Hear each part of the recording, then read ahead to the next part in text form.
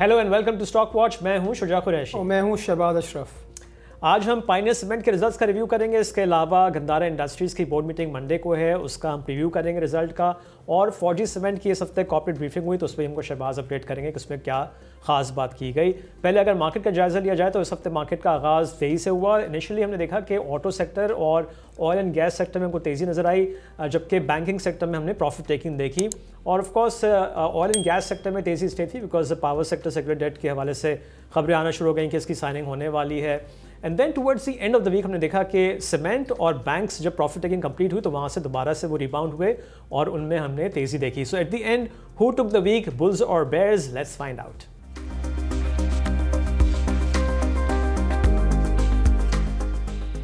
So once again bulls took the week और इस हफ्ते फिर हमको तेज़ी नजर आई और KSE 100 इंडेक्स 4,220 पॉइंट्स या 2.7% के इजाफे के साथ 1,62,257 पे बंद हुआ।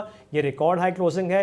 और आपको यही बताते चलें कि ये जो 4,220 पॉइंट्स हैं इसमें से तकरीबन 3,000 पॉइंट्स सिर्फ लास्ट डे पे हमको नजर आए, फ्राइडे को, जब एक मौके में मार्केट तकरीबन 3,000 पॉइंट से भी ज़्यादा ऊपर चली गई थी और इंडेक्स ने 1,62,400 के पास हाई टच किया था।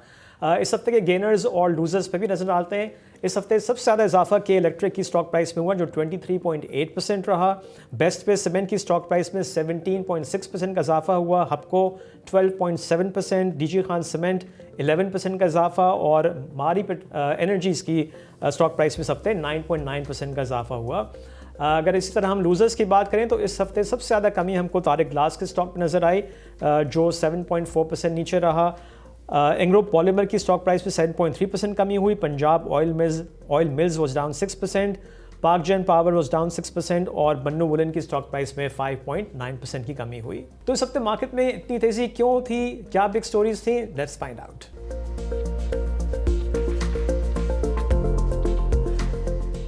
सो इस हफ्ते की दो बिग स्टोरीज थी। एक का मैंने जिक्र कर दिया, वो था पावर सेक्टर सर्कुलर डेट की साइनिंग फाइनली हो गई। इन्वेस्टर्स कई महीने से इसका वेट कर रहे थे, न्यूज़ आती थी कि होने वाली और फिर नहीं होती, लेकिन फाइनली इस हफ्ते वो हो गया। और सेकंड बड़ी खबर थी ऑफ कोर्स पाकिस्तान और US के जो रिलेशनशिप है उसमें हमने ऑफ कोर्स बेहतरी देखी। थर्सडे को late Thursday evening prime minister की मुलाकात प्रेसिडेंट ट्रंप के साथ हुई ओवल ऑफिस में और उसके बाद ऑफ कोर्स इन्वेस्टर्स इस चीज़ को बहुत पॉजिटिव लिया है। और जब भी मैंने बताया कि सिर्फ फ्राइडे को ही 3,000 पॉइंट्स की मार्केट में तेज़ी नज़र आई। जस्ट लास्ट वीक हमने देखा था कि पाकिस्तान और सऊदी अरेबिया ने एक डिफेंस पैक्ट साइन किया था, तो बैक टू बैक हम देख रहे हैं कि पॉजिटिव खबरें आ रही हैं, उसका मार्केट पे हमको इम्पैक्ट नज़र आ रहा है। अच्छा, पायनियर सीमेंट के रिजल्ट्स पे नज़र डाल लेते हैं और ये फ्राइडे को अनाउंस हुए। फोर्थ क्वार्टर में अर्निंग्स पर शेयर ₹4.97 रही, विच is up 16% quarter and quarter. और ये फोर्थ क्वार्टर के साथ ₹5 का कैश डिविडेंड अनाउंस किया। इस तरह से जो फुल ईयर की अर्निंग्स हैं वो पायनियर सीमेंट की ₹21.47 बनती हैं, which is down 6% year on year. और ये ऑलरेडी ₹5 का इंटरिम डिविडेंड दे चुके थे, तो पूरे साल का डिविडेंड ₹10 बनता है। अगर हम पायनियर सीमेंट की हाईलाइट्स चेक करें, फोर्थ क्वार्टर की net sales were up 9% quarter and quarter, ₹8.6 billion. Selling and distribution expenses were down 26%, ये ₹30 मिलियन के रहे। और ग्रॉस मार्जिन में 1 परसेंटेज पॉइंट का इजाफा हुआ क्वार्टर एंड क्वार्टर बेसिस पे और वो 27% रहे। तो शहबाज रिजल्ट तो अगर देखा जाए आई थिंक सही है, बट जो डिविडेंड इन्होंने फाइनल डिविडेंड सिर्फ ₹5 दिया, लास्ट ईयर ₹15 दिया था, तो उसके असर हमने देखा कि इसकी स्टॉक प्राइस में प्रेशर नज़र आया। आई थिंक रिजल्ट जो पायनियर का था was below expectations, dividend was even below expectations, earning below expectations थी। अगर आप इस तरह एनालाइज करें, लास्ट क्वार्टर जो थर्ड क्वार्टर था वहाँ मार्जिन तकरीबन 26% के थे। हम इस क्वार्टर एक्सपेक्ट कर रहे थे कि मार्जिन नॉर्थ ऑफ 30% आएंगे, जिसकी वजह से अर्निंग जो ₹5 की आई है वो नॉर्थ ऑफ ₹6 आएगी। अच्छा, सॉरी आपकी बात काट रहा हूँ, लेकिन हम ज़्यादा मार्जिन इसलिए एक्सपेक्ट कर रहे थे बिकॉज जो दूसरी कंपनी थी उन्होंने काफ़ी अच्छे मार्जिन। अच्छा, मैं आपको क्यों बताऊँ मार्जिन क्यों ज़्यादा एक्सपेक्ट कर रहे थे। एक तो ऑफकोर्स कोल प्राइस केम डाउन। अगर आप सीक्वेंशली देखें पायनियर की, even retention prices were up and dispatches were up. Despite of that, your gross profit margin was down. तो ये एक सरप्राइजिंग है। आई थिंक जब क्लैरिटी उसी वक्त मिलेगी जब आते हैं इसे डिटेल अकाउंट्स आएंगे। बट आई थिंक अगर आप ओवरऑल एनालिसिस करें on year basis, earnings decline है। अगर आप देखें पायनियर का फुल ईयर बेसिस पे they recorded decline of about 12% dispatches, whereas prices were up. So of course, but your financial charges were down. So overall result was sequential, जो year on year basis में तकरीबन 6% नीचे था. अगर आप देखें Pioneer similar total dividend ₹10 का आया, लास्ट ईयर ₹15 का था, ऑल्दो अर्निंग्स फ्लैटिश थी. अगर आप इसका एनालाइज करें इसके ग्रॉस मार्जिन्स तो I think Pioneer is one of the company जिसकी जो कॉस्ट पर टन है ऑन द हायर साइड है. सो ऐसा लगता है कि they plan to invest in efficiencies because बाकी कंपनीज बहुत ज़्यादा इन्वेस्ट कर रही हैं और कॉस्ट ऑप्टिमाइजेशन की तरफ जा रही हैं. बट आई थिंक ये भी कहीं थोड़ी बहुत ऐसे अगर आप देखा कि लेटली हमने देखा जब से एनुअल रिपोर्ट आई कोहार्ट सीमेंट की तो वहाँ they have plans of expanding the plant. Gharibwal भी एक्सपेंशन कर रहा है और ऐसा लग रहा है कि इवन पायनियर सीमेंट जो उसकी फिलहाल जो कैपेसिटी तकरीबन 4 मिलियन टन की है वो भी एक्सपेंशन करेगा. तो they are saving money for the future. तो इसलिए आई थिंक ये रीज़न था कि आपके dividend on the lower side रहा है. बट इंपॉर्टेंटली हमें ये देखना पड़ेगा कि गोइंग फॉरवर्ड बिकॉज हमने ये देखा है कि बाकी जो इंडस्ट्री है वो डिक्लाइन तो हमने देखा है और डिक्लाइन तकरीबन 4 से 5% का था. वैसे पायनियर का सीमेंट के डिस्पैचेस में डिक्लाइन 12% का था. So going forward of course we need to track के डिस्पैचेस कैसे रहते हैं और कोल प्राइसेस कहाँ जाती हैं, तो उसकी वजह से आपकी अर्निंग्स कहाँ रहेंगी. Because I think first quarter भी जो इसका रिजल्ट आएगा, अब जो फर्स्ट क्वार्टर अगले हफ्ते एंड हो रहा है तो वहाँ से भी इंडिकेशन मिल जाएगी. देखिए अगर आप जुलाई और अगस्त के नंबर देखें तो कंपेयर टू फोर्थ क्वार्टर काफ़ी फ्लैटिश हैं. तो we can expect a similar earnings. But अगर वो यहाँ से अगर आपके margin on the higher side आते हैं तो अर्निंग्स काफ़ी बेहतर हो सकती हैं. बिकॉज आई थिंक मैं एक और चीज़ हाईलाइट यहाँ ही करूँगा. पायनियर सीमेंट में अगर आप देखें फोर्थ क्वार्टर में मार्जिन तकरीबन 27% प्लस थे, 26% थर्ड क्वार्टर में थे और यही मार्जिन तकरीबन सेकेंड क्वार्टर में तकरीबन 40% थे और उससे भी 32% थे. तो इतने वॉलेटाइल मार्जिन हैं.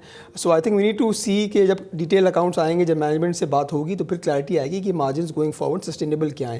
बिकॉज अगर आप ओवरऑल देखें इंडस्ट्री के जो मार्जिन है, सीमेंट इंडस्ट्री के मार्जिन तकरीबन 32% है फॉर FY25. ये वाहिद कंपनी है शायद जिसके फुल ईयर बेसिस पे लास्ट ईयर मार्जिन 33% के थे और इस साल मार्जिन 31% के हैं. So of course we need further clarity from the management. ठीक है. अच्छा, moving on to Ghandhara Industries. Ghandhara Industries की बोर्ड मीटिंग मंडे को है और इसके अगर हम रिजल्ट्स जो अब तक 3 क्वार्टर्स के आ चुके हैं इस पर नज़र डाल लेते हैं. गंदारा इंडस्ट्रीज़ ने थर्ड क्वार्टर में इनकी अर्निंग्स पर शेयर थी 38 रुपीज़ एंड 38 पैसा और इस तरह से 9 मंथ्स की अर्निंग्स बनती हैं 68 रुपीज़ एंड 83.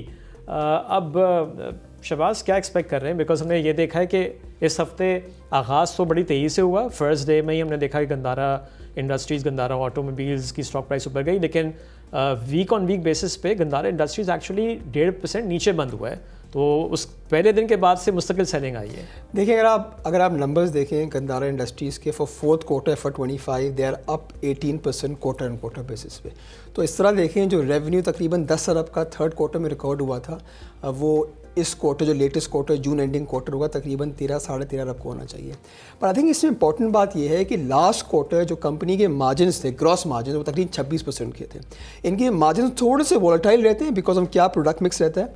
हम ये अज्यूम करते हैं कि of course we know the numbers आपके सामने आ गए हैं, बट हम अज्यूम करते हैं कि इनका 26% मार्जिन होते हैं और मोस्ट इंपॉर्टेंटली लास्ट क्वार्टर इनका जो इफेक्टिव टैक्सेशन था वो तकरीबन 24% का था. लास्ट क्वार्टर जब आप कह रहे हैं आप अंदर थर्ड क्वार्टर की अगर हम अज्यूम करते हैं कि इस जो लेटेस्ट फोर्थ क्वार्टर होगा उसके मार्जिन 26% होंगे, volumes will be up about 18% और इफेक्टिव टैक्सेशन 39% होगा.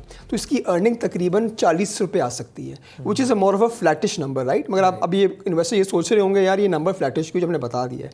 अब इस तरह थोड़ा ट्विस्ट करते हैं इसको. अगर आप ये देखें अगर इसकी टैक्सेशन हो वो 24% ही हो जाए जो लास्ट क्वार्टर आई थी थर्ड क्वार्टर में और मार्जिन थोड़े से ट्विक डाउन हम कर दें तो earnings will be in the range of 47-48 rupees. So of course हमें ये पता है कि volumes are on the higher side, revenue बढ़ेगा but your earnings can be flattish if your margin on the lower side या आपकी taxation ज़्यादा होगी. एक इंपॉर्टेंट बात जो गंदारा इंडस्ट्रीज़ के लिए अगर आप देखें लास्ट 2 क्वार्टर्स हैं, फोर्थ क्वार्टर थर्ड क्वार्टर में वॉल्यूम्स काफ़ी पिकअप हुए हैं. अगर आप देखें थर्ड क्वार्टर में तकरीबन वॉल्यूम्स 965 थे और फोर्थ क्वार्टर में उससे ज़्यादा थे और इससे जो 2 पहले क्वार्टर्स हैं वहाँ तकरीबन वॉल्यूम्स ऑलमोस्ट हाफ थे. तो हमने ये भी देखा है because of higher volumes in last 2 quarters जो भी क्लोज करेगा एंड बेटर मार्जिन्स, प्रॉफिटेबिलिटी काफ़ी इंप्रूव हुई है. मगर हमें आई थिंक इन्वेस्टर्स को एक चीज़ ध्यान में रखनी चाहिए. अगर हम हिस्टोरिकल ट्रेंड देखें इसके वॉल्यूम्स का, सो वॉल्यूम्स काफ़ी वॉलेटाइल रहते हैं so we can't it's weak because हमने जो अभी आई थिंक इस जो ये क्लोज करेंगे इस साल वो वॉल्यूम्स काफ़ी हैवी, काफ़ी अच्छे होंगे. हमने वॉल्यूम्स ये पहले भी देखे आ चुके हैं. But going forward if these kind of volume sustain assumingly तो फिर जो हम इन्वेस्टर्स अज्यूम कर रहे हैं कि यार 40 रुपये का क्वार्टर आएगा अगर तकरीबन 160 रुपये की अर्निंग आ जाएगी तो वो शायद थोड़ा बहुत ऐसा ना हो बिकॉज वॉल्यूम्स काफ़ी मार्जिनली अप एंड डाउन रहते हैं. अच्छा एक और चीज़ मैं मेंशन कर दूँ रिगार्डिंग स्पेशली डिविडेंड. इसने आई थिंक 2018 से डिविडेंड नहीं दिया, तकरीबन 6-7 साल हो गए डिविडेंड नहीं दिया। लेकिन इतनी अर्निंग्स भी नहीं थी मेरे इतनी अर्निंग्स भी नहीं थी, राइट। बट इसका पे आउट अगर आप देखें वो 25-30% रहता है। हम अज्यूम करते हैं कि इस साल इसकी अर्निंग 100 रुपये हो जाती है, तो तकरीबन इन्वेस्टर्स 30 रुपये एक्सपेक्ट कर रहे हैं कि डिविडेंड आ सकता है। बट आई थिंक पहले कुछ रूमर्स ये भी थी कि Gandhara industries might go for expansion, तो अगर उसको एक्सपेंशन करनी है so they might not announce dividend as market is expecting, और अगर हो सकता है कि earnings in line with expectations हो मगर डिविडेंड ना दें तो डिसअपॉइंटेड हो सकता है रिजल्ट। बट अगर ये देखना चाहिए गोइंग फॉरवर्ड आपके क्या वॉल्यूम्स रहते हैं। अगर आप देखें लास्ट 2 महीने के जो लेटेस्ट नंबर जुलाई अगस्त के हैं वो वॉल्यूम्स काफ़ी डिसेंट हैं, right. So if similar volumes continue, हमें वॉल्यूम्स को ट्रैक करना चाहिए और फिर हमें इस पर एक ओवरऑल व्यू बनाना चाहिए कि इसकी प्राइस क्या होनी चाहिए गोइंग फॉरवर्ड। अच्छा शहबाज, फौजी सीमेंट की कॉर्पोरेट ब्रीफिंग थी, कोई ख़ास बात उसमें जो आप शेयर कर सकते हैं? देखिए थोड़ा सा रिट्रेट कर लेते हैं कि फौजी सीमेंट ने FY25 तकरीबन ₹5.65 कमाए, which is up 63%। Was a combination of higher retention prices, higher volumes and lower financial charges and better other income. So of course हमने देखा 63% की ग्रोथ थी इन FY25। अच्छा, अगर आप कॉर्पोरेट ब्रीफिंग के कुछ की टेकअवेज हम बात कर लें उसमें, तो ये एक्सपेक्ट मैनेजमेंट ने बोला है कि जो नेक्स्ट ईयर की जो ग्रोथ रहेगी वो तकरीबन डिस्पैचेस की तकरीबन 4 से 5% रहेगी। वेरस अगर आप ये चीज़ कंपेयर करें विद अदर सीमेंट मैन्युफैक्चरर्स, वो एक्सपेक्ट कर रहे हैं कि 7 से 8% की ग्रोथ होगी। आई थिंक इसमें एक और इम्पॉर्टेंट डेवलपमेंट ये हुई है कि रिगार्डिंग द स्पॉन्सर लोन, अगर आप कुछ मैं माजी में जाऊँ तो 2022 में जब फौजी सीमेंट एक्सपेंशन कर रही थी 2 मिलियन टन्स की, वहाँ इनको स्पॉन्सर लोन मिला था ऑफ अबाउट 7+ बिलियन रुपीज़ का, right, which was interest free. Now the company is making profits, reasonable profits, 13 अरब का प्रॉफिट कमाया इस साल। तो इस साल से FY26 से 1 जुलाई से ये स्पॉन्सर लोन पे 10% इंटरेस्ट आ गया है। Okay. मगर अगर आप इस तरह जो तकरीबन 700 मिलियन बनता है, मगर अगर देखें लास्ट ईयर जो इंटरेस्ट कॉस्ट थी तकरीबन टोटल फाइनेंशियल चार्जेस तकरीबन 5 billion, in north of 5 billion थे, मगर because of lower deleveraging little bit and lower interest cost despite of sponsor loan being now market उस पर देंगे, तकरीबन जो कंपनी है वो 2 से 2.5 अरब इंटरेस्ट सेविंग कर लेगी, right. So that is very एक अच्छी बात है। आई थिंक ओवरऑल जो कंपनी का फोकस रहा है वो यही रहा है कि they expect the margin to sustain. अगर आप देखें FY25 में मार्जिन 35% के थे, वो एक्सपेक्ट करते हैं कि 35% अगले साल भी रहेंगे। And the management like other manufacturing companies, cement companies, they are heavily investing in efficiencies and cost optimisation, because कुछ नहीं पता बिकॉज ग्रिड की कॉस्ट कहाँ चले जाए, तो they are trying to rely on their own captive power, whether it's solar, renewables, ताकि आपकी जो कॉस्ट ऑप्टिमाइजेशन है वो काफ़ी अच्छी रहे। अब एक और हम चीज़ बात करते हैं। हम अज्यूम करते हैं कि फौजी सीमेंट की जो डिस्पैचेस जो ग्रोथ है वो 5% ही होती है कंपेयर टू जो हमने सिमिलर ग्रोथ हमने लास्ट ईयर देखी, और हम ये अज्यूम करते हैं कि ये सिमिलर ग्रॉस मार्जिन रहते हैं। तो कंपनी ने जो 5.63 रुपीज़ कमाए हैं because of higher dispatches, same margins and interest cost savings, company की अर्निंग तकरीबन ₹6.80 हो जाएंगी। सो अगर आप ₹6.80 पे देखें और कंपनी की जो प्राइस अभी करंटली 60 रुपीज़ की है, स्टेडिंग eight a multiple of 9 times, तो मार्केट भी इतनी बढ़ गई है, हर स्टॉक सारे बढ़ गए हैं। बट अब क्या हो रहा है मार्केट, अब इन्वेस्टर्स किस तरह देख रहे हैं? अगर आप ये देखें ₹6.80 की अर्निंग कंपनी कमाती है next year, which is most likely कर लेगी। बस अगर इसकी आप डिप्रिसिएशन देखें वो तकरीबन 5 अरब की है, जो तकरीबन आपकी बनती है अंडर 2 रुपीज़। तो तकरीबन जो ₹6.80 की अर्निंग है, तकरीबन जो कंपनी कैश अर्निंग बना रही है वो तकरीबन ₹9 की बना रही है। सो अगर ₹9 के हिसाब करें तो company is trading at a multiple of 7 times, whereas on just P&L basis company is trading at a multiple of 9 times. So अगर आप कैश अर्निंग्स देखेंगे that are much higher. So उस बेसिस पे लगता है कि because काफ़ी लोग सवाल पूछते हैं कि अपसाइड कितना अवेलेबल है फौजी को, तो मैं इस तरह देखता हूँ उसकी कैश अर्निंग ज़्यादा है, और अगर 7 का मल्टीपल है और बाकी सीमेंट कंपनीज अगर 9 के मल्टीपल ट्रेड हो रही हैं, सो अगर यहाँ लगता है कि हमें अपसाइड अवेलेबल है फौजी। अच्छा शहबाज, ये बताएंगे किसी ने सवाल पूछा रिगार्डिंग उनका interest in acquiring Attock cement? नहीं, ये सवाल किसी ने नहीं पूछा, but I think most likely अभी तो क्लैरिटी अभी आएगी नहीं, but as per market information, market rumour से रूमर ही कोई इन्फॉर्मेशन नहीं है। Most likely they can be the contenders because इनकी जो भी प्रेजेंस सिर्फ नॉर्थ साइड पे है, they want to be one of the largest cement players, because इनकी अभी फिलहाल कैपेसिटी 12 मिलियन टन्स की है। अगर एक्वायर करते हैं 4 मिलियन टन्स और फिर एक्सपेंशन करते हैं तो दे can be the one of the largest players in the cement industry overall. तो ये एक इंपॉर्टेंट चीज़ होगी, लेट्स सी इस पे कोई इन्फॉर्मेशन। मैं एक और भी चीज़ ऐड करना चाहूँगा। फॉर एग्जांपल आप देखें FY25 में कंपनी ने ₹1.25 दिए, FY24 में ₹1 दिया। Kind of profitability they have and kind of deleveraging they've done, although इनकी अभी भी लेवरेज बहुत ज़्यादा है. कंपनी कैन अगर 6.5 या 7 रुपये कमाती है तो यहाँ से पे आउट 2.5 से 3 रुपये हो सकता है नेक्स्ट ईयर. ओके. अगर आपको ये वीडियो पसंद आ रही है तो अभी सब्सक्राइब करें.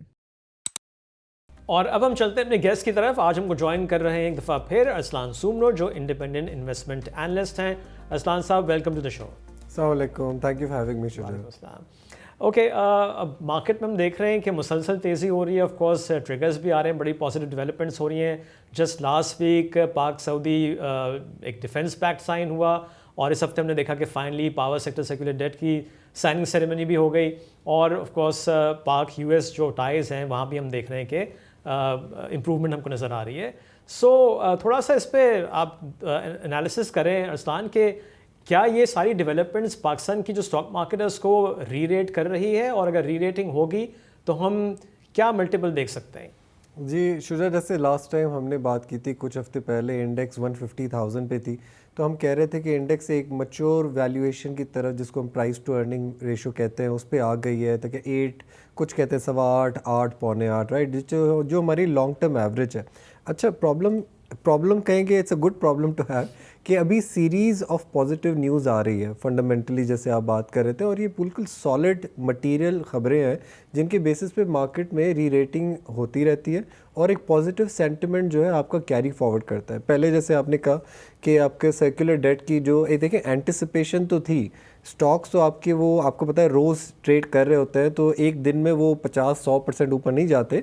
पूरे 6-8 महीने से ये एक्सपेक्टेशन थी कि सर्कुलर डेट के जो रेजोल्यूशन हो रहा है ये पैक्ट आज नहीं तो कल साइन होगा. तो जैसे आज साइन हुआ है तो एंटिसिपेशन थी, नंबर 1. नंबर 2, लेकिन जो पॉजिटिव सरप्राइज़ रहा है मार्केट के लिए और इकोनॉमी के लिए, एनालिस्ट के लिए, even for foreign geopolitical perspective as well, कि जो हमने सऊदी अरब के साथ जो डिफेंस का पैक्ट किया है दैट इज़ मटीरियल. देखिए मटीरियल, और मतलब इस हिसाब से ये है कि एक तो ना तो ये सिर्फ आपको इकोनॉमिकली सपोर्ट करने के लिए हिसाब से एक चीज़ है, सिमिलर टू दैट इज़ आपको एक जियोपॉलिटिकल भी सपोर्ट मिल गई. देखिए चाइना, टर्की एंड सऊदी अरब के साथ आपकी स्ट्रेटेजिक पार्टनरशिप्स हो गई. तो ये जो सेकंड बात आई थी दैट वाज वेरी इंपॉर्टेंट. इसमें हमें देखिए इम्प्लिसिटली जो हमारे डेट रोल ओवर्स होते हैं, जो आपको याद होगा आईएमएफ के प्रोग्राम में हम लोग जब अभी गए थे कुछ साल पहले, तो हमारे जो बायलैटरल लोन्स से जो यूएई से थे, सऊदीया से थे, चाइना से थे, उनकी एक सॉर्ट ऑफ गारंटी लेने चाहे गए थे हम लोग के लास्ट 3 इयर्स के अंदर कि हमें ये जो डेट रोल ओवर्स हैं आप उनको करेंगे. तो इसकी हमें अभी, अब जाहिर सी बात है जब सऊदी अरब की पाकिस्तान के साथ एक डिफेंस पार्टनरशिप हो जाएगी तो इसमें एक इम्प्लिसिट गारंटी भी है कि हम इकोनॉमिक आपके डेट रोल ओवर करते रहेंगे. दूसरी चीज़ ये, तीसरी चीज़ हमने देखा था कि फिर से हमारी प्राइम मिनिस्टर पाकिस्तान की प्रेसिडेंट ट्रंप के साथ मीटिंग हुई है along with chief of army staff. That's also a positive trigger. तो ये 3 जो पॉजिटिव ट्रिगर्स हम लोग भी काउंट कर रहे थे. तो एवरी डे आप देखें पाकिस्तान में स्टॉक एक्सचेंज में लिक्विडिटी आ रही है. But just to give you very quick numbers, इस सितंबर के महीने में ऑलरेडी नेट बाइंग $40 मिलियन की म्यूचुअल फंड से हुई है, विच इज़ अनप्रेसिडेंटेड, राइट. ये रन रेट चला आ रहा है. सिमिलरली अभी तकरीबन 25th डे तक, अभी भी 25 तारीख तक $32 मिलियन की अप्रॉक्सीमेटली इंडिविजुअल्स की भी बाइंग आ रही है. तो $75 मिलियन की जो बाइंग दो आपके एक सीजनड इन्वेस्टर्स होते हैं, म्यूचुअल फंड और इंडिविजुअल्स, और इंडेक्स आपकी 1,50,000 से 1,60,000-62,000 तक चली जाती है. तो every day there is new liquidity coming up, और सेंटिमेंट इज़ वेरी इंपॉर्टेंट. और हम सेंटिमेंट देख रहे हैं, it continues to be positive.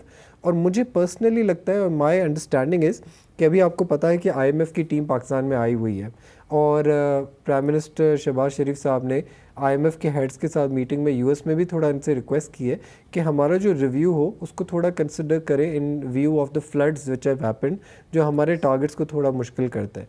My personal understanding is कि जब तक ये रिव्यू होपफुली इंशाल्लाह सक्सेसफुली कंक्लूड नहीं होता, जो ये मोस्ट प्रॉब्ली हो जाएगा, तब तक ये मार्केट में रैली नज़र आती रहेगी लोगों को. अच्छा, एक चीज़ ये बताइए अरसलान के, इतनी सारी जो पॉजिटिव डेवलपमेंट्स हो रही हैं और मार्केट की री रेटिंग की बात हो रही है, हम जो डेटा देख रहे हैं foreigners are continuously selling in the market. तो एक सवाल ये भी होता है कि वो क्यों सेल कर रहे हैं जब हमारे फंडामेंटल्स, इकोनॉमिक फंडामेंटल्स बेहतर हो रहे हैं, हमारी जियोपॉलिटिकल सिचुएशन जो है वो बेहतर हो रही है, international relations with of course these big powers वो बेहतर होते चले जा रहे हैं, तो then why are investors selling in the market? देखिए, इसमें सबसे इम्पॉर्टेंट चीज़ है ना शुदा, ये है कि फॉरेनर्स के पास आप ये देखें कि क्या क्या ऑप्शंस हैं टेबल पे, राइट। एक लोकल इन्वेस्टर है, आप और मैं हैं, या म्यूचुअल फंड्स हैं, या बैंक्स हैं, या इंश्योरेंस है, उनके पास दो ऑप्शंस हैं कि या तो स्टॉक मार्केट में आए या फिक्स इनकम साइड पे चले जाएं, 10% कमाएं, 9% कमाएं, सुकूक्स में चले जाएं, पीआईबी में, टी बिल्स में चले जाएं। जो फॉरेनर होता है ना, उसके पास यूएस ट्रेजरी बिल्स आ गए, उसके पास इमर्जिंग इकोनॉमीज़ आ गई, उसके पास डेवलप इकोनॉमीज़ आ गई, तो फिर उनमें वो चेरी पिकिंग करता है। अच्छा, अब रही बात पाकिस्तान, अब why Pakistan, why not Vietnam? वो सोचेगा वियतनाम में क्यों ना इन्वेस्ट करें, इंडोनेशिया में क्यों ना इन्वेस्ट करें, मलेशिया के शेयर्स क्यों ना लें, श्रीलंका, इजिप्ट, नाइजीरिया में क्यों ना करें। तो उसके पास टेबल में बहुत ज़्यादा चीज़ें होती हैं, बट येस, फॉरेनर समझदार होते हैं और वो स्ट्रेटिजिक होते हैं अपने नेचर में। स्ट्रेटिजिक नेचर से मतलब उनकी एक मिनिमम टिकट साइज़ जो हम कहते हैं ना, कि वो $5 मिलियन, $2 मिलियन तो उनके लिए कुछ नहीं होते। वो साइजेबल इन्वेस्ट करते हैं $50 से $100 मिलियन। वो व्यू लेने के लिए 3 साल या 5 साल के लिए इन्वेस्ट करने के लिए अनफॉर्चुनेटली अभी भी हमें टाइम लगेगा पाकिस्तान को फॉरेनर्स का ट्रस्ट वापस लेने में। क्योंकि आप देखें 2022 में आपकी करेंसी डिप्रिशिएट हुई इतनी ज़्यादा, राइट, इंटरेस्ट रेट आपके फिर से 22% पे चले गए। सिमिलरली हमने देखा 2017 में भी करेंसी डिप्रिशिएट हुई। तो ये जो डिप्रिसिएशन साइकिल पिछले 8 साल में बहुत ज़्यादा हुई है।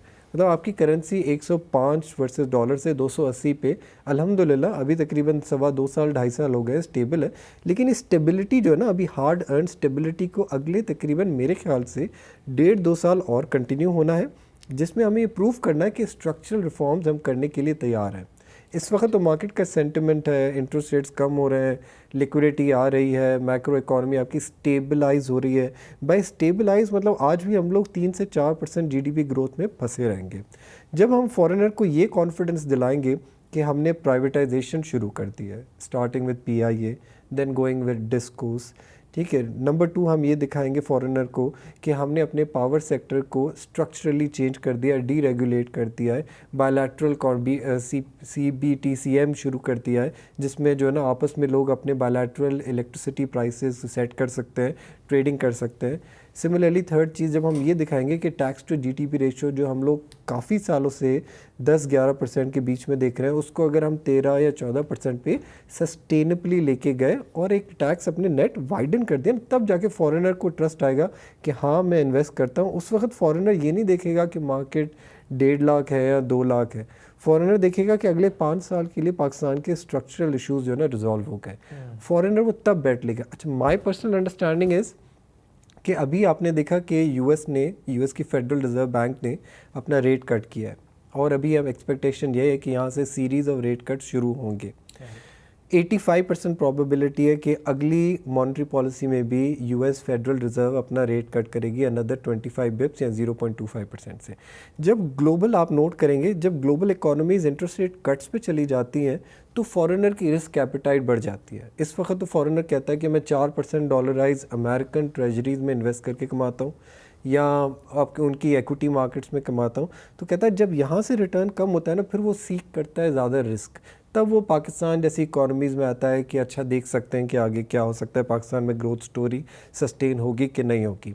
एक और इम्पॉर्टेंट फैक्टर जो पाकिस्तान की मैक्रो री रेटिंग में हेल्प करेगा और जो फॉरेनर्स के इन्फ्लोज लेके आने में हेल्प कर सकता है, वो ये है कि इंटरनेशनल ऑयल प्राइसेस में majority of the global investment banks जैसे गोल्डमैन सैक्स, JP मॉर्गन, सिटी ग्रुप, सबको बेरिश आउटलुक लगता है। बेरिश आउटलुक मतलब कि ऑयल प्राइसेस अगले साल $60 से भी कम हो सकते हैं, क्योंकि डिमांड में भी कंट्रैक्शन आ सकती है और शायद सप्लाई भी आपकी ओपेक से बढ़ जाए। जब आपके ऑयल प्राइसेस 60 से बिलो हो जाएंगे तो आप देखेंगे पाकिस्तान को बहुत ज़्यादा इन terms of inflation, in terms of currency, in terms of your balance of trade, in terms of your cost of production काफ़ी फ़ायदा हो जाता है। तो मेरे ख्याल से फॉरेनर तब आएगा जब इंटरेस्ट रेट्स आपके ग्लोबली और कट होंगे और ऑयल प्राइसेस और नीचे आएंगे, और शायद 2-3 और IMF के रिव्यूज़ हमें सस्टेनेबली पास करने होंगे, ताकि जो ना कहते हैं एक डॉक्टर से भी वैलिडेशन हो जाता है कि आपकी economy is moving from stabilisation towards growth phase. अगर आप देखें स्पेशली लास्ट मंथ जो इन्फ्लेशन का नंबर आया था अरसलान, वाज अबाउट 3% का था। और इस महीने एक्सपेक्टेशंस है सितंबर में कि तकरीबन inflation in the range of 6 to 7%. What's your feel? अगर आप देखें इन्फ्लेशन का नंबर ऑफ कोर्स इंक्रीज़ हो रहा है और फेड ने भी डिस्काउंट रेट अभी पहला कट देखा हमने after series of interest rate increases in the last few years. So where do you see, because हमें पता है कि मॉनेटरी पॉलिसी अक्टूबर एंड की तरफ है, सो डू यू थिंक कि कोई चांसेस हैं कि इस बार स्टेट बैंक एक कट अनाउंस कर दे? देखिए शहबाज, मेरे ख्याल से चांसेस तो, प्रॉबिलिटी तो हमेशा होती है, लेकिन the chances are very very very slim. Number one, वो क्यों? क्योंकि देखें इंपोर्ट्स के ऊपर ऑलरेडी डबल डिजिट ग्रोथ नज़र आने लगी. इकॉनमी अब जाके ग्रोथ फेज़ की तरफ जा रही है फ्रॉम वेरी लो बेस. ये लो इंटरेस्ट रेट्स अभी जब हम लोग आए हैं क्लोज टू सिंगल डिजिट्स, अभी भी 11% पे. अभी आप देखें इंडस्ट्रियल एक्टिविटी पिकअप कर रही है, लोगों का परचेजिंग पावर वापस आ रहा है. यहाँ से डिमांड बहुत जल्दी बढ़ेगी मेरे ख्याल से इंपोर्ट्स की, और इतना करीब आपकी रेमिटेंसेस की नहीं बढ़, रेमिटेंसेस में ग्रोथ नहीं आएगी और एक्सपोर्ट्स में भी इतनी जल्दी ग्रोथ नहीं आएगी, क्योंकि रेमिटेंसेस की जो सब्सिडी हमने लास्ट ईयर दी थी उसको फाइन ट्यून कर दिया, क्योंकि लास्ट ईयर आई थिंक इसका ऑलमोस्ट 200 बिलियन रुपीज़ का एक फिस्कल इम्पैक्ट था, और इस साल वो सोच रहे हैं कि इसको थोड़ा कम करें ताकि हमारा $40 बिलियन का टारगेट मीट हो, तो that will also be fine. आपने बात की इन्फ्लेशन की. मेरे ख्याल से इन्फ्लेशन जो है इस वक्त इतना बड़ा रिस्क नहीं है to the economy. Although floods हुए, लेकिन स्टेट बैंक ऑफ गवर्नर ने अपनी मॉनेटरी पॉलिसी कमेटी में मीटिंग में, उसके बाद एनालिस्ट के साथ डिस्कशंस में भी ये कहा, ये रीइटरेट किया कि yes there is a risk to inflation, लेकिन इतना नहीं है कि आपको इंटरेस्ट रेट्स नंबर वन बढ़ाने पड़े, for sure not. Number two, शायद ये इस वक्त इंटरेस्ट रेट मेंटेन करना ज़्यादा इंपॉर्टेंट हो, प्रूडेंट हो आपकी इंपोर्ट्स को कंट्रोल करने के रखने में. और आज आपने न्यूज़ में पढ़ा भी होगा कि स्टेट बैंक ने जो अपनी मार्केट से डॉलर उठाता था वो भी रेशो थोड़ा कम कर दिया है ताकि जगह बने इंपोर्ट्स के लिए. तीसरी चीज़ जो उन्होंने कही है शहबाज इस मॉनेटरी पॉलिसी कमेटी मीटिंग में, वो ये था कि अगले साल फिस्कल ईयर में के सेकेंड हाफ में, मतलब जैन से जून के उस पीरियड में, for temporary period state bank का जो इन्फ्लेशन का टारगेट होता है ईयर ऑन ईयर का 5 to 7% के अंदर रखना है. कुछ महीने तक उन्होंने कहा था कि शायद उसको एक्सीड कर सकती है.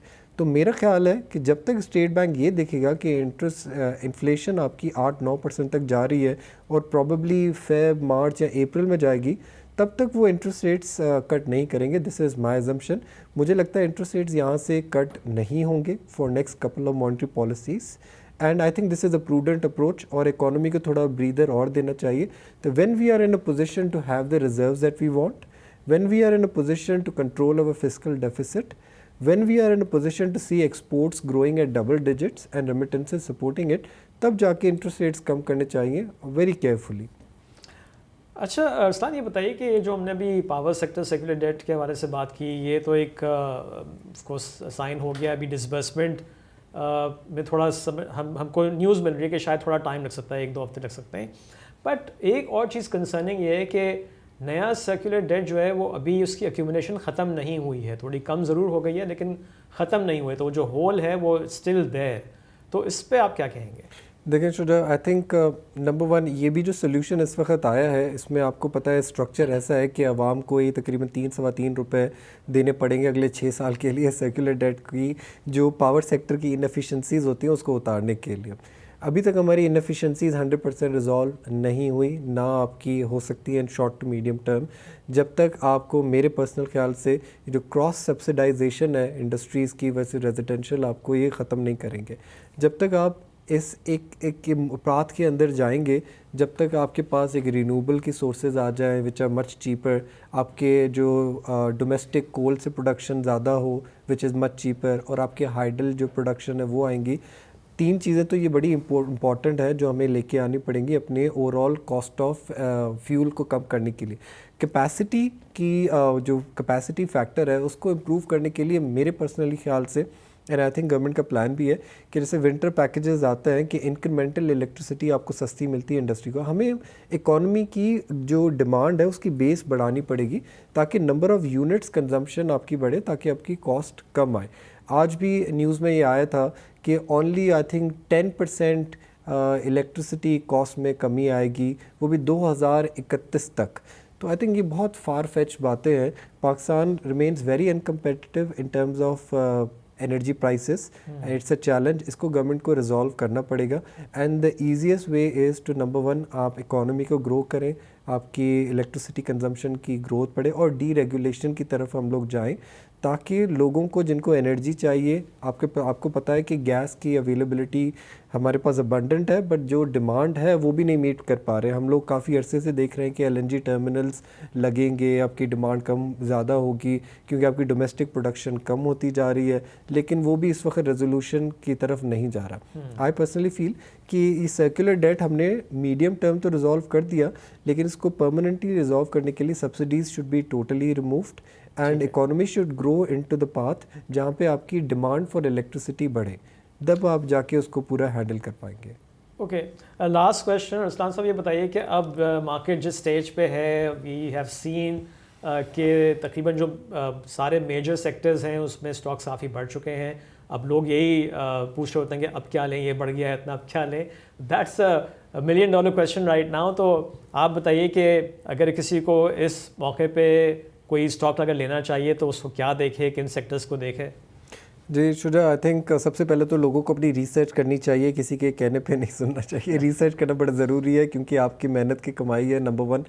नंबर 2, जो चीज़ मैं रेकमेंड करता हूँ, ये रूल ऑफ थम्स होते हैं कि आपको पोर्टफोलियो तो डाइवर्सिफाई करना ही चाहिए। आपको 6 से 8 कम से कम स्टॉक्स होने चाहिए 3 से 4 डिफरेंट सेक्टर्स में, कि अगर एक चीज़ नहीं चलती तो दूसरी चीज़ नहीं चलती। लेकिन जिस लेवल पर मार्केट आ गई है, आई थिंक इसमें इंपॉर्टेंट है 2-3 फैक्टर्स। एक फैक्टर ये, तो आप अपना जो डाउन साइड है उसको प्रोटेक्ट करें। अब उसके लिए ज़रूरी है कि आप डिविडेंड यील्डिंग स्टॉक्स ढूंढें। बैंकिंग सेक्टर है, फर्टिलाइज़र सेक्टर है, वो आपको आज भी ग्रोथ के साथ डबल डिजिट डिविडेंड यील्ड्स दे रहा है। और थर्डली जो इम्पॉर्टेंट चीज़ है वो हमारे लिए है कि आप अपनी स्टोरी लाइन पिकअप करें। फॉर इंस्टेंस, एक कंपनी है, अगर वो नई गाड़ियाँ लॉन्च कर रही है, चाहे वो ईवीज़ में अंदर जा रहा है, तो अगर आपको बिलीव है कि ये ब्रांड, जैसे चाइनीज़ ब्रांड्स आ रहे हैं, BYD है, ओमोडा है, बाइक्स आ रही हैं, ठीक है, और आप देख रहे हैं कि न्यू वेरिएंट्स आ रहे होते हैं चाइनीज़ वेरिएंट के, जैक कंपनीज़ के, ठीक है, तो आपको अगर वो व्यू लगता है और आपकी डेटा उसको सपोर्ट करती है तो आप उस थीम के अंदर जाएँ। सिमिलरली टेलीकॉम के अंदर आपको लगता है कि IT की एक्सपोर्ट्स बढ़ने जा रही हैं तो आप उस थीम के अंदर जाएँ। सिमिलरली टेक्सटाइल के अंदर हम देख रहे हैं कि गवर्नमेंट ने इक़दामात कुछ किए हैं, उसकी वजह से आपकी वैल्यू एडिशन में डिमांड आ रही है। आज भी हमने मटेरियल नोटिस देखा था कि एक कंपनी है दीन टेक्सटाइल, जिसने अनाउंस किया कि हम लोग अपनी कैपेसिटी एक्सपैंड करने जा रहे हैं। काफ़ी टेक्सटाइल प्लेयर्स जो है अपने सोलर प्लांट्स लगा रहे हैं। फिर हमने 1-2 दिन पहले न्यूज़ देखी कि कोई स्टील प्लेयर है, उसने अपनी डेट रीस्ट्रक्चरिंग कर ली। तो आपको थीम्स जो है ना आपके पिकअप करने चाहिए कि अब किस थीम के फॉलो करना है हमें। फॉर इंस्टेंस, कुछ लोग फार्मास्यूटिकल में आज भी कह रहे हैं कि 2-3 साल तक, क्योंकि देखें फार्मास्यूटिकल की डिमांड जो है इनइलास्टिक होती है और ये गवर्नमेंट ने डीरेगुलेट कर दी, उनके प्राइसिंग पावर वापस आ चुका है। तो आप अपनी बास्केट में फार्मास्यूटिकल की चेरीज पिक कर सकते हैं कि मुझे फ़ॉरेन चाहिए, लोकल चाहिए। It's very important right now for people. जो मेरी एडवाइस ये होगी कि स्पेक्यूलेटिव बेट्स में नहीं जाएँ। स्मॉल कैप में जो पेनी स्टॉक्स होते हैं, जो जल्दी जल्दी बढ़ जाते हैं, हाई बीटा होते हैं, उनको थोड़ा सा आप अवॉइड करें। थर्डली, जहाँ पे आपके रनअप बहुत एग्रेसिवली आ चुका है उसको कैपिटलाइज करें एंड बी डिफेंसिव, क्योंकि मार्केट जो है वो आपकी चलती रहती है, हफ्ते में 5 दिन, साल में आपके तकरीबन 250 दिन, और ये अपॉर्चुनिटीज़ आती रहेंगी। कोई वन वे डायरेक्शन नहीं होती। एक मरतबा करेक्शन आ गई ना शुजा 10-15 हज़ार पॉइंट्स की, तो लोग फिर से पैनिक में आ जाएंगे कि क्या इतनी ज़्यादा लेवरेज थी, ये तो इट वाज एक्सपेक्टेड। इस वक्त सिर्फ इतना एक्सपोजर लें कि you stay alive in the market. इतनी लेवरेज ना करें, क्योंकि अभी जो लोग लेवरेज करते हैं वो लोग समझते नहीं कि 10% अगर स्टॉक गिरा तो आपका पोर्टफोलियो 30% वाइप आउट हो जाएगा, तो प्रॉब्ली आपके जो पूरे गेन्स है वो उड़ जाते हैं। तो आप सिर्फ इतना पोर्टफोलियो को रिकैलिब्रेट करें कि आपके पास गुंजाइश हो to play the long game which is 3 to 4 years। ठीक है, okay Arsalan, thank you very much. और अब हम चलते हैं अगले हफ्ते के इवेंट्स की तरफ। और मंडे से पहले मैं बता दूं कि सैटरडे को टॉमसिल की मीटिंग है, तो मंडे मॉर्निंग उसका रिजल्ट आ जाएगा। मंडे को एयरलिंक की बोर्ड मीटिंग है, फुल ईयर के रिजल्ट्स। इसके अलावा गंदारा ऑटोज़, गंदारा इंडस्ट्रीज़ और गुलेमन टेक्सटाइल की भी बोर्ड मीटिंग है। ट्यूसडे को निशात मिल्स और गनी ग्लास की बोर्ड मीटिंग्स हैं, फुल ईयर के रिजल्ट्स अनाउंस किए जाएंगे। वेंसडे को टी बिल्स का ऑप्शन है, इसके साथ साथ PIB का भी ऑप्शन है, और IBL हेल्थ केयर का रिजल्ट आएगा। थर्सडे को सिटी फार्मा और हम नेटवर्क की बोर्ड मीटिंग्स हैं फॉर फुल ईयर रिजल्ट्स और फॉरेक्स रिजल्ट्स का डेटा। और फ्राइडे को एज यूजुअल SPI का डेटा आएगा। अच्छा, इसके अलावा अगले हफ्ते कुछ स्टॉक्स एक्स डिविडेंड भी हो रहे हैं, उस पर भी नजर डाल लेते हैं। चिराग सीमेंट एक्स हो जाएगा 30 सितंबर ट्यूसडे को। ₹4 का डिविडेंड है। इंडस मोटर कंपनी ₹50 का डिविडेंड है, ये 1 अक्टूबर को एक्स होगा। इंटरग्रुप लिमिटेड ₹1 का डिविडेंड है, ये भी 1 अक्टूबर को एक्स डिविडेंड हो जाएगा। और पाकिस्तान पेपर प्रोडक्ट्स ₹5 का डिविडेंड है और ये 3 अक्टूबर को एक्स हो जाएगा। और अब हम चलते हैं कैंडल टॉक की तरफ।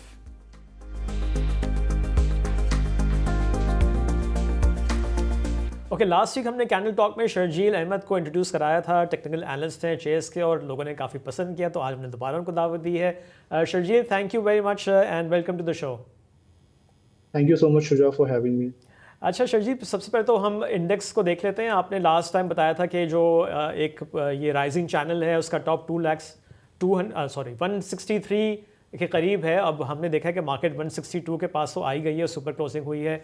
तो अब बताइए, पहले इंडेक्स को देख लेते हैं और फिर दूसरे स्टॉक्स की तरफ जाएंगे। बिल्कुल। मार्केट को अगर हम देखें तो मार्केट में as we discussed in the previous week as well, तो मार्केट अपनी थर्ड वेव में है इस पर्टिकुलर तेज़ी की लेग की। और लास्ट वीक जो हमने टॉप डिस्कस करा था तो वो 163,500 के लेवल्स के करीब था। अब क्योंकि ये एक असेंडिंग चैनल है और हमने इस हफ्ते में देखा कि मार्केट ने इनिशियली कुछ सेशन जो है वो कंसोलिडेट करा, और फ्राइडे के सेशन में हमने जो है वो अच्छे वॉल्यूम्स के साथ जो है वो एक नया ऑल टाइम हाई लगता हुआ देखा। तो अब जो मार्केट चैनल के टॉप को अप्रोच करेगी, इट वुड बी अराउंड 165,500 के लेवल्स। 165,500 वुड बी अगेन, ये जो मार्केट चैनल में ट्रेड कर रही है इसका टॉप होगा। However if market manages to break this level, तो फिर हम देखेंगे कि मार्केट में फर्दर अपसाइड बन सकती है, जहाँ पे जो चैनल की ब्रेकआउट प्रोजेक्शंस हैं थियोरेटिकली वो 180,000 के लेवल्स के करीब होंगी। ओहो, अच्छा, सपोर्ट भी बता दें। सपोर्ट वाइज अगर हम देखें तो if there is any in case if there is any downside in the market, तो मार्केट की एक ट्रेंड लाइन सपोर्ट है that is expected to be around 160,000 के लेवल्स इनिशियली। तो एक बहुत इनिशियल सपोर्ट हमारी 160,000 के लेवल्स के करीब होगी। हाउएवर अगर मार्केट अपनी थर्ड वेव को एंड करके फोर्थ करेक्टिव वेव में जाती है, तो उस सूरत में मार्केट अपने चैनल के बॉटम को अप्रोच कर सकती है, व्हिच वुड बी अराउंड 154,000 के लेवल्स। 154,000। 154,000। ओके, ठीक है। अच्छा, let's move on to some stocks. हमने देखा है कि इस हफ्ते मारी एनर्जीज ने काफ़ी अच्छा परफॉर्म किया। क्या इसमें कोई ब्रेकआउट नज़र आया है? थोड़ा इसमें बताइए। मारी को अगर हम देखें तो मारी में हमने एक करेक्टिव वेव देखी थी। दिसंबर में इसने एक टॉप डिफाइन करा था नियर 900 के लेवल्स, उसके बाद it went into a direction phase, ABC में नीचे आया, एंड देन वहाँ से हमने देखा कि इसने बॉटम आउट करा नियर 514 के लेवल्स, और वहाँ से इसमें जो है वो तेज़ी की वेव स्टार्ट हुई, जिसमें वेव 1 इसने डिफाइन करी नियर 720, इट करेक्टेड ऑलमोस्ट 78%, 536 का लो डिफाइन करा, एंड एवर सिंस देन हम देख रहे हैं कि ये थर्ड वेव में ही ट्रेड कर रहा है। थर्ड वेव यूजुअली एग्रेसिव होती है, तो अभी तक हमने उस तरह का एग्रेशन इसमें देखा नहीं है। अगर आप देखें तो इसकी एक रेजिस्टेंस थी नियर 718 के लेवल्स, जिसके नीचे ये कंसोलिडेट कर रहा था। इसने टॉप डिफाइन करा था इसी लेवल के करीब वेव 1 का ऑन 20th मार्च। अभी भी इसको अगर आप देखें तो आज के सेशन में इसने जो है वो इस पर्टिकुलर लेवल को ब्रेक करा है, and that too with good volumes. तो हम ये उम्मीद कर सकते हैं कि 718 के ब्रेकआउट को अगर सस्टेन करता है तो it can move toward 780, which would be the short term channel top. However जो हमारा थर्ड वेव का टारगेट रहेगा that would be around 882। Short term में जो हमारे सपोर्ट लेवल रहेंगे वो 716 रहेंगे, which would be retest of the breakout. However if there is any further downside, तो उस सूरत में इसमें एक डिसेंडिंग ट्रेंड लाइन है जिसको ये मीट कर सकते हैं नियर 675। तो 675 as well as 718, these would be the support levels going forward. अच्छा शर्जील, थोड़ा सा हम हप्को की तरफ भी नज़र डाल लेते हैं, बिकॉज हप्को ने भी इस हफ्ते काफ़ी अच्छे गेन्स पोस्ट किए हैं, और अब इन्वेस्टर्स ये सवाल पूछ रहे हैं क्योंकि काफ़ी बढ़ गया है, तो अब इसमें एंट्री लें या नहीं लें, तो चार्ट्स क्या बता रहे हैं? हप्को को अगर हम देखें तो हप्को में हमने तो यहाँ पे अपना बॉटम डिफाइन करने के बाद हमने इसके अंदर इंटरनली थर्ड लेग बनती हुई देखी है, जिसका target was initially expected to be around Fibonacci extension level 1.618। that was around 202 के levels, which was also the channel top,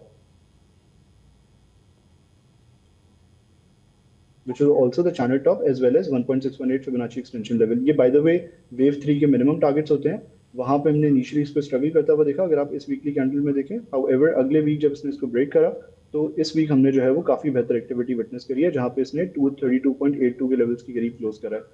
तो इंटरनल वेव 3 का जो टारगेट था इनिशियल, वो इसने अचीव कर लिया है। जो हमारा जो सेकंड मेजर टारगेट है, that is expected to be around the top of the same wedge, which is 263 के लेवल्स के करीब। तो 263 गोइंग फॉरवर्ड हमारा हफ्तों का मेजर टारगेट रहेगा इस वेव 3 का। However, if there is any downside, तो चैनल जो हमारा ओवरऑल चैनल है, जो हमने डॉट लाइन से रिप्रेजेंट करा हुआ है नियर 202 के लेवल्स, वो एक अच्छा एक्यूमुलेशन जोन हो सकता है। वो रेट्स बता दें, वो कहाँ सपोर्ट आप देख रहे हैं? नियर 202 202 के करीब ये अपने मेजर मल्टी ईयर चैनल को रिटेस्ट करेगा। चल 202 तो काफ़ी नीचे है करंट प्राइस से, अबाउट 30 रुपीज़। तो बीच में कोई सपोर्ट लेवल होगा क्या? बीच में, क्योंकि ये एक काफ़ी एक्सपोनेंशियल टाइप ऑफ मूव बनी है, तो यहाँ पे कोई मेजर सपोर्ट नहीं आ रही है। तो इस वजह से शायद हम जो है वो एक initial support somewhere between these levels identify नहीं कर पा रहे। अच्छा शर्जील, पीएसओ को भी देख लेते हैं लास्टली, और ये लास्ट वीक भी हमने कवर किया था और आपने बताया था कि एक मल्टी ईयर इसका जो रेट था वो 450 का था, जो उसने क्रॉस किया, उससे ऊपर क्लोजिंग भी हुई, और इस हफ्ते भी हमने देखा कि क्लोजिंग 450 से ऊपर ही हुई है। फिर आपने कहा था नेक्स्ट टारगेट 496 होगा। ना ऑफ कोर्स जो सर्कुलर डेट की भी खबर थी उसने भी इसको सपोर्ट किया हुआ था, बट जब ये खबर आ गई तो उसके बाद मैंने देखा कि ये 464 465 के पास बड़ी स्ट्रॉन्ग रेजिस्टेंस दिखा रहा था, और उसके बाद ये नीचे ही हमको नज़र आया कि इसमें प्रॉफिट टेकिंग आ रही है। तो अब ये सवाल पूछ रहे हैं इन्वेस्टर्स कि 450 का लेवल अगर ब्रेक हो जाता है क्लोजिंग बेसिस पे, तो ये क्या बहुत नेगेटिव होगा पीएसओ के लिए? थोड़ा इस पर कमेंट करें। बिल्कुल। पीएसओ में अगर हम देखें तो पीएसओ का हमने एक इनिशियल टारगेट लेवल आइडेंटिफाई करा था नियर 450, विच वाज अगेन हमने ड्रॉ भी करा था कि एक multi year descending trend line resistance है, जिसको ये इन लेवल्स के करीब मीट कर रहा है। तो 445 से 450 की रेंज में हम अपना एक सपोर्ट डिफाइन कर सकते हैं, जो कि in case if there is any downside in the market, तो 445 से 450 के करीब ये जो है वो अपने ब्रेकआउट को जो है वो रीटेस्ट कर सकता है। हाउएवर अगर ये सस्टेन करता है तो फिर उस सूरत में 496 वाले लेवल्स हम टेस्ट होते हुए देख सकते हैं। अगर मजीद पेनिट्रेशन आती है तो अपने इस राइजिंग वेज के बॉटम के करीब, विच इज अराउंड 427, ये सपोर्ट ले सकता है। उस सूरत में ऑब्वियसली फिर if it tries to take support here and makes the move up, तो 450 again would act as a resistance level. 450 का सस्टेन होना वीकली बेसिस के ऊपर जो है वो काफ़ी इंपॉर्टेंट रहेगा going forward. Okay Sharjeel, thank you very much. Thank you. और अब हम चलते हैं एक्सपर्ट टेक की तरफ।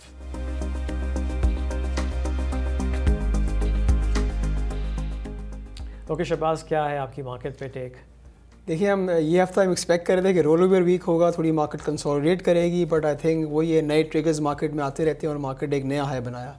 आई think next week my take yes, ये जो हफ्ता था काफ़ी मार्केट को अबाउट 4% या 4000 पॉइंट प्लस थी, और फ्राइडे में आपने जो पहली भी डिस्कशन करी थी कि 3000 पॉइंट फ्राइडे को ही हो गए थे। फिर मेरी टेक ये होगी कि next week market might consolidate at these levels, because ये न्यू हाई मार्केट ने बनाया है। But if there an again flush of liquidity, हमने देखा है कि लिक्विडिटी वाले इंडिविजुअल से आ रही है, म्यूचुअल फंड्स की तरफ से आ रही है, then they can drive the performance further. But my take is consolidation. और आई थिंक नेक्स्ट वीक कुछ रिजल्ट्स हैं, जैसे गंदारा ऑटोमोबाइल का है, गंदारा इंडस्ट्रीज़ का है, और निशात मिल्स एंड हम नेटवर्क पे। तो आप रिजल्ट्स देखें और उसको वॉच करें। अगर कोई results above expectation, below expectation, तो accordingly you should react to it. Right, I think I agree. अब नेक्स्ट वीक जो है रिजल्ट्स, जो ये फुल ईयर के रिजल्ट्स थे या हाफ ईयर के, वो अब कंक्लूड होने जा रहे हैं, और जैसे मैंने पिछले हफ्ते भी कहा था कि अब फिर एंटिसिपेशन शुरू हो जाएगी, क्वार्टर एंड होगा 30 सितंबर को, इज नेक्स्ट ट्यूसडे। तो उसके बाद वही स्टॉक्स जो क्वार्टरली डिविडेंड देते हैं, बैंक्स, फर्टिलाइजर्स, उस पर दोबारा कॉन्सेंट्रेशन शुरू हो जाएगी, जो हमको फ्राइडे नज़र भी आई, जो बैंक्स में हमने एक दोबारा से इंटरेस्ट देखा, इवन एफएफसी में हमको इंटरेस्ट नज़र आया। तो अब यही इसी तरह से इन चीज़ों को जहन में रख के जो है इन्वेस्ट करें, एक्यूमुलेट करें स्टॉक्स। ये नीचे आते हैं तो वहाँ पे एक्यूमुलेशन करनी चाहिए, और ऑफ कोर्स जो रिज़ल्ट्स अब अनाउंस होंगे अगले हफ्ते उनको भी देखना है, और उनके रिज़ल्ट्स कैसे आते हैं और उससे क्या एंटिसिपेशन बनती है कि गोइंग फॉरवर्ड क्या कोई बेहतरी होगी, तो वो भी इंडिकेट करेंगे कि किसी नए स्टॉक में कोई हमको फ्रेश एंट्री लेनी है या फिर एग्जिट करना है। तो इन चीज़ों का ख्याल रखना होगा। And that's it for this episode of stock watch. Have a nice weekend. आपसे मुलाकात होगी अगले हफ्ते। टेक केयर, खुदा हाफिज़।